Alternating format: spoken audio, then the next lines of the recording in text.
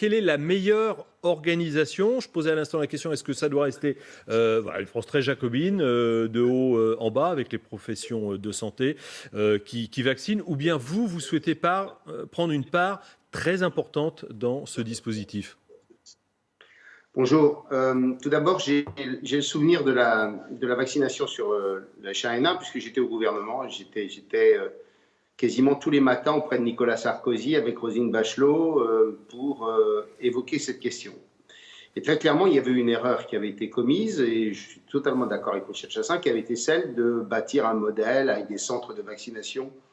Et j'ai encore le souvenir de Nicolas Sarkozy nous disant « mais à tel endroit, on attend 3 heures, me dit-on, etc. » Donc on avait un système dans lequel il avait ses propres canaux d'information, et on essayait de piloter ça à partir d'un schéma national. Et l'erreur avait été de ne pas faire confiance aux professions libérales, aux médecins généralistes, aux infirmières, à toutes celles et tous ceux qui sont en capacité de pouvoir assurer cette vaccination. Donc la pire solution, puisque là on va être sur des temps extrêmement courts, serait celle de rebâtir un modèle avec des centres de vaccination divers et variés. Second point, bien entendu, il faut que le schéma associe tout le monde, et notamment les collectivités locales. Chacun doit être associé à un titre ou à un autre pour bâtir des modèles. Je pense que les départements ont un rôle à jouer pour faire en sorte qu'on assure la vaccination dans les EHPAD, puisque c'est un des hauts lieux de l'épidémie aujourd'hui. Il faut faire en sorte qu'on bâtisse des schémas dans lesquels on associe toutes les structures associatives qui sont en capacité de participer à cette campagne. Je pense à la Croix-Rouge, etc. Et donc, il faut associer les maires pour qu'on ait un modèle dans lequel on bâtisse pour chaque communauté humaine, si je puis dire, un schéma qui soit le plus pertinent possible. Mais la règle de base, c'est vraiment de ne pas simplement considérer qu'on va faire ça par les structures publiques. Il faut vraiment confier ça aux généralistes et à l'ensemble de ceux qui ont le droit de vacciner. Alors, restez avec nous, Hervé Morin, on a encore des questions à vous poser. Vous partagez ce point de vue. Complètement. Faire quelque chose de souple. Allez, je vais le résumer ainsi, d'un point de vue logistique, organisation, et laisser les professionnels de santé agir. Tout à fait. D'ailleurs, les professionnels, et en particulier les médecins généralistes qui sont en première ligne, suivent leurs patients, connaissent leur état de santé, sont capables de les convaincre, justement, d'accéder et d'accepter cette vaccination. Je rappelle quand même qu'ils font d'autres vaccinations. Il y a des vaccinations pour le diphtérie, le tétanos, le polio, enfin bref, il y a la vaccination antigrippale tous les ans. Et si, justement, il y a une montée en charge acceptable aujourd'hui de la vaccination antigrippale, on le doit à qui? On le doit aux praticiens de première ligne, évidemment. Donc il faut utiliser, c'est un réseau exceptionnel qui est réparti sur l'ensemble du territoire. En tout point du territoire, vous avez un professionnel de santé, quelle que soit la taille du territoire, dans toutes les petites communes, partout. Et donc, évidemment qu'il faut passer par eux. Ça n'exclut évidemment pas que le service public joue également son rôle. Il a son rôle à jouer, notamment dans la vaccination de ses propres effectifs, c'est-à-dire des professionnels de santé. Qui seront a priori vaccinés les premiers. Hervé Morin, est-ce que vous avez déjà eu des contacts avec les autorités sanitaires? Non, j'en ai toutes les semaines. Il n'y a pas de semaine où je n'appelle pas. Je parlais de la vaccination, je précise ma question. Mais oui, voilà. Sur la vaccination, non, mais je pense qu'il faut s'y prendre très en amont.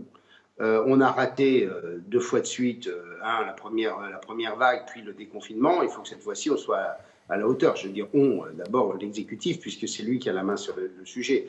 Et donc, une histoire de ce genre, ça doit s'anticiper très longtemps à l'avance et faire en sorte qu'on mandate les préfets, qui ont l'habitude de discuter avec les collectivités locales, pour voir avec elles comment on peut bâtir le schéma le plus pertinent. Mais je prends l'exemple de la Normandie, pardon, me limiter à la région que je connais le mieux.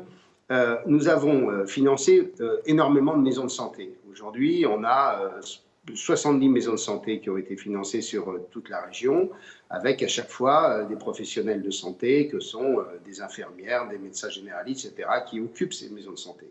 Eh bien, il faut qu'on associe les maires pour que les maires ensuite puissent voir avec chacune de leurs structures, les capacités qu'on peut mettre en place pour faire en sorte que le maximum de personnes soient vaccinées. Le sujet qui va se poser, je peux vous le dire, c'est de faire en sorte que nos compatriotes acceptent la vaccination. Parce qu'à chaque fois que je suis dans une réunion, je pose la question, j'en ai à chaque fois au moins la moitié qui me dit non, je vais attendre, je n'ai pas trop confiance, je vais voir comment ça se passe.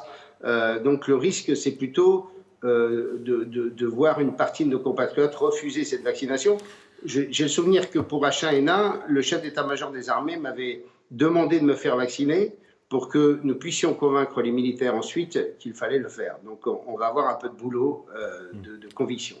Alors, sur cette méfiance, parce qu'on voulait également l'aborder, vous venez d'en parler, Hervé Morin. Alors, il y a ces chiffres, études cliniques avancées par Pfizer, 44 000 volontaires depuis juillet, taux d'efficacité 95%, sans effet secondaire grave. On a eu un débat tout à l'heure dans LCI Midi, où des professionnels de santé nous disaient on faudrait peut-être attendre quand même quelques temps, lire la littérature scientifique, pour être vraiment sûr que ce vaccin est sûr.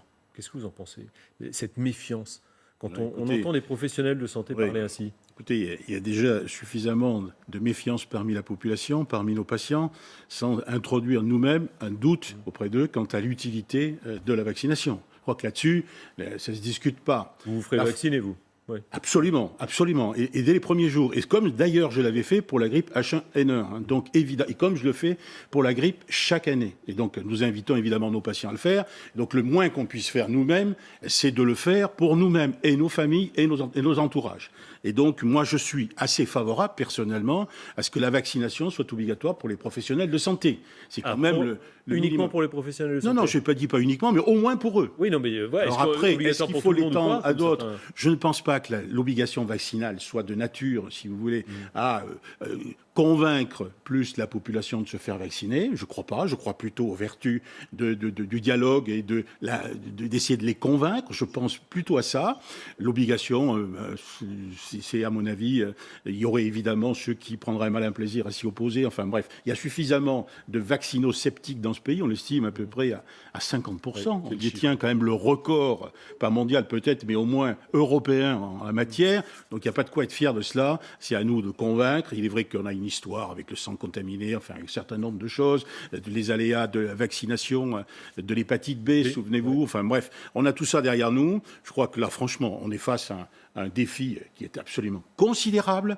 Ne jetons pas le doute et le trouble auprès de la population qui déjà souffre tous les jours, qui déjà doute de tout, qui a subi quand même les difficultés qu'on a connues au début, notamment sur les masques, sur les tests, enfin bref, sur tout, faisant en sorte quand même de réussir cette vaccination. Et c'est la raison pour laquelle moi je pense qu'on doit développer un peu partout, aussi bien national, au niveau régional, pas des conférences de consensus si vous voulez, mais des conférences de controverses, faire en sorte d'analyser ces controverses et déceler quelles sont les véritables raisons pour lesquelles les gens sont opposés à cette vaccination. Pour terminer, Hervé Morin, vaccination obligatoire pour vous, ou pas pour vous personnellement, mais pour l'ensemble de la population? Moi, je me ferai vacciner, ça, sans aucun doute, et dans les premiers jours, dès qu'un vaccin sera disponible, et qu'on me donnera l'autorisation de le faire. Je pense qu'en effet, il y a des populations qui sont plus à risque encore que la mienne. Que les gens de ma tranche d'âge. Je pense que la pire des choses serait de faire un vaccin obligatoire. Si on veut à la fois des débats infinis avec des oppositions qui nous amènent au bout du compte à encore un peu plus fracturer le pays qu'il est déjà tellement, il ne faut surtout pas de caractère obligatoire. Ce serait alors là la pire des bonnes idées qu'on puisse avoir. Parce que là, vous créez... des journées de confrontation, on va vous ressortir tous les échecs précédents, hépatite, etc. Donc je pense que ceux qui sont les plus à risque vont, à mon avis, très rapidement aller vers la vaccination et que les personnes âgées, etc., naturellement, se diront que ça va quand même les protéger. Alors après, il faut savoir combien de temps on va être protégé. Ça, c'est une question qu'on n'a pas encore, à laquelle on n'a pas la réponse. Effectivement, on n'a pas la réponse. Et pourtant, c'est une question importante. Merci beaucoup, Hervé Morin, d'avoir été avec nous. Merci beaucoup, Michel Chassant. Restez avec nous. L'info continue, bien sûr, sur LCI avec Magali Lunel.